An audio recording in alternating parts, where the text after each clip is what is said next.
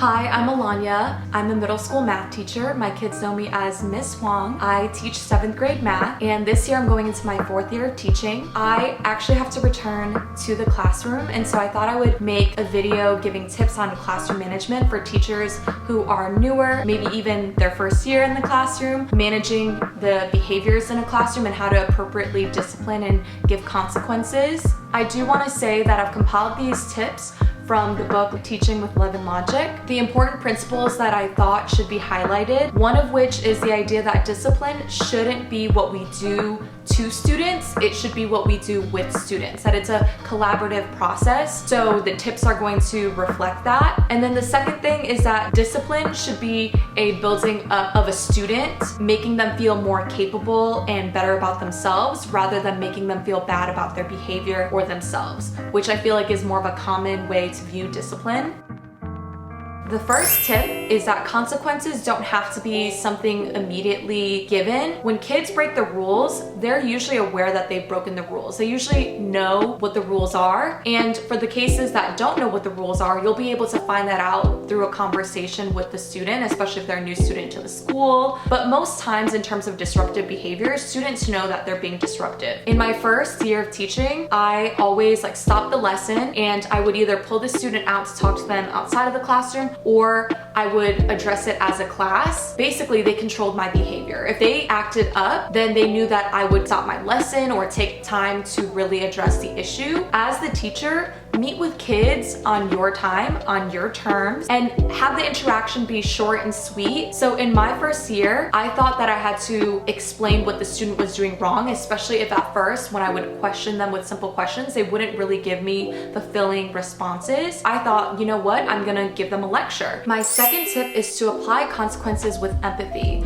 So when you're applying the consequences, make sure that the student understands that you don't want them to leave the classroom, or you don't think of them as a bad student, giving them options like, would you rather work quietly with us, or would you rather be sent to the timeout area or a specific desk that everyone knows students get sent if they're acting up, even to the principal's office. You can say, if you do decide to go, whether it's to another classroom, to the principal's office, please come back as soon as you can handle it, because we'd love to have you, or we'll miss you. Making sure the student knows that your goal is not to send them out of the classroom. It's not because you don't like them, it's because they need to adjust their behavior. Really puts the onus on that student to change their behavior, to think about their behavior so that they can make sure to rejoin the classroom. Kids want to know that you want them. A big part of teaching Title I schools or low-income students is that they want to know that you care about them, and then they'll want to listen to you. Making sure that you apply consequences with empathy, making sure that they understand that this is not about you not liking them as a person, but it's just that you don't enjoy the behavior that they're displaying. If they, adjust their behavior, you would love to have them in your classroom, is a great way to get students to take the ownership of solving their own problem. My third tip is to try not to get emotional or angry when disciplining. I know this is something that I really struggled with, especially in the first couple months of my first year of teaching. I would just get so stressed out, and usually I wouldn't address a problem until it had become a bigger problem. So the first couple times I might have let it go until finally I just burst.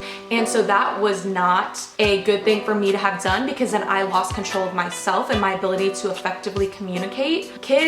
People don't like to be yelled at in general. So if you've gotten to the point where you're so upset about it and you're yelling at students to adjust their behavior, or just out of anger, or just frustration, that is not a good time to give a consequence. And you might even have to regroup yourself, ask for a couple seconds, but definitely do not give the consequence until you're calm. Teachers who get angry when disciplining give students the opportunity to focus on that anger rather than the behavior, rather than their contributions to the classroom environment, especially if it's of a negative nature. I know it's gonna be really hard in the moment to stay calm, or to try to regain a sense of calmness over your demeanor, especially if you're really stressed, a lot's happened that day. I would push you to save the disciplining to a time when you can can be calm and address the situation cool-headedly. The fourth tip is to relocate children who are being disruptive to your classroom. So whether it's to another part of the classroom, whether it's to like a back part of the classroom, or whether it's super close to you, a desk that's like right next to you, or even if you have an agreement with a teacher to send students to their classroom if there's disruptive behavior, sometimes kids just need a change of environment to really step back and to think of their behavior in an objective way. If you're addressing the behavior in front of the classroom with all the kids, it might seem like a power struggle, or even if you take time to address it outside of the classroom,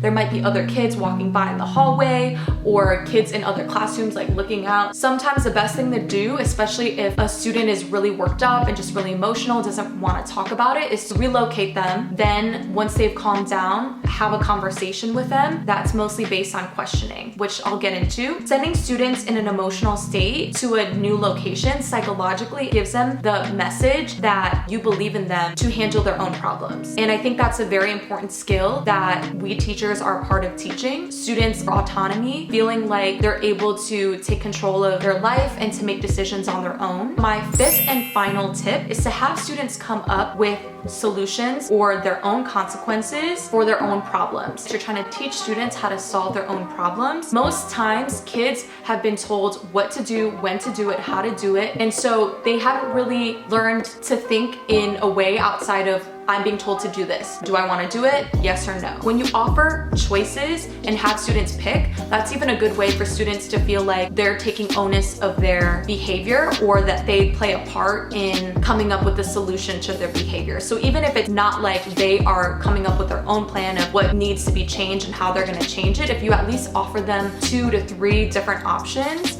and they get to choose from one of them, I think that's also a way that students will feel like you've included them in this process and not just you're disciplining at them, but you're disciplining with them. Encouraging students to take control of their behavior boosts their self-worth, and so it's not going to be a power struggle or an issue of this teacher doesn't like me, this teacher hates me, you don't even want me, which is sometimes what students who have a history of being disruptive will say to teachers as a way to make it not about their behavior, but about the teacher's relationship with that student, and to make it personal. And control should be shared. An adult should only take control as needed and let go and leave some room for students or kids to also take control, because that's teaching kids to be responsible for themselves. Students need to be doing more of the thinking than the adult. If we're doing all the talking, if we're doing all the thinking for them, that's gonna tire us out, and the student is just gonna walk away being like, whatever, you know, I can just come back and do this again tomorrow. Students need to learn how to be involved in making decisions that affect their lives. As a teacher, you're a part of that. So it really does take a village to raise a child. Working with parents and having a good relationship with guardians really does make your job easier. So I would suggest reaching out to parents, not just for negative reasons like a disciplinary issue with their child, but also to update them on what's happening in the classroom, or to just say that they've made a lot of progress. So to mix in the good calls with the bad calls. Just having a two-way street relationship with the parent really does make it easier for you, because when the student goes home